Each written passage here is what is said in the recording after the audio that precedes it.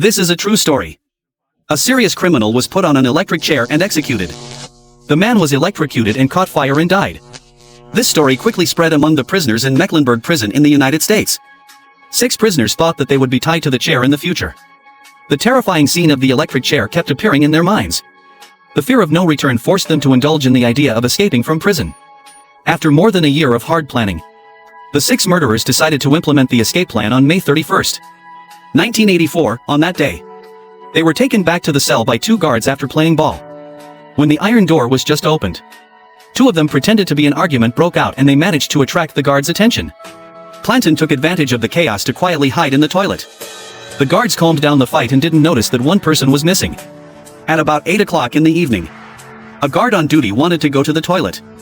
He tried to open the toilet door but found that the door lock was out of order. Since the door of this toilet often broke, they were used to it.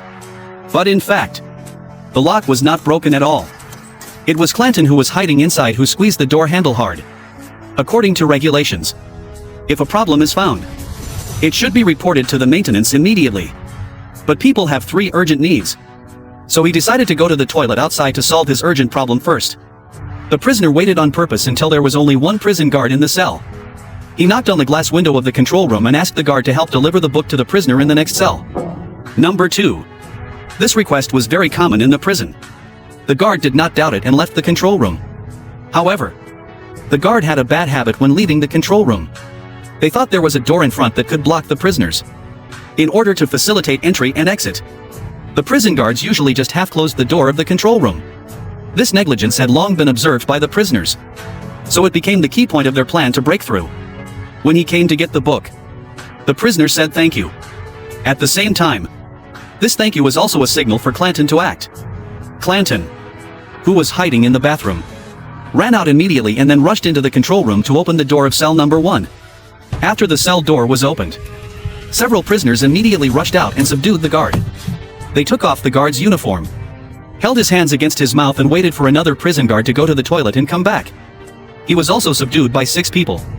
After the 2 guards were controlled, they proceeded to the next step according to the plan to seize the main control room. The prisoners forced them to call the nearby prison guards, intending to attract them one by one, and then use the method of waiting to get them to successfully clear all obstacles in the cell, and then force a prison guard of the management level. He called the duty officer in the main control room and told him that 2 colleagues would be coming to take over his shift. Then 2 prisoners dressed in prison guard uniforms went to the main control room. There was only one person on duty in the main control room. He saw the 2 fake prison guards from a distance and did not suspect anything. So he opened the door. When the 2 fake prison guards approached the duty officer, he found that the 2 men's faces were unfamiliar. But it was too late. The duty officer was subdued by the 2 prisoners in a few moves. The next thing to do was to think about how to escape from the prison gate. The gate management was very strict. The guards and the sentries worked closely together. Even if the guards were subdued, the 6 people would be suspected by the sentries when they walked out. However, these were not a problem for them. The prisoners coerced the prison guards to call the guards and lied that a bomb was found in the warehouse and needed to be transported out urgently. Otherwise it might explode at any time because someone had reported some time ago that someone had made a bomb in the cell. However, after the prison guards searched it upside down, they did not find anything suspicious. But everyone had planted the seeds of a bomb in their hearts. In addition, after hearing the panicked tone of the prison guards, the guards were convinced of their lies and opened the gate to arrange a vehicle. The 6 of them changed into the explosion-proof clothing in the warehouse. 2 of them wrapped a TV in a piece of cloth, pretending that it was a bomb and carried it out. The other 2 ran while shouting no. If you want to get close, there is a bomb. The other 2 followed with fire extinguishers. In this way, they deceived everyone and successfully drove out of the prison gate. But the good times didn't last long. After the escape, the IQ of several people dropped sharply because they didn't make a follow-up plan for release.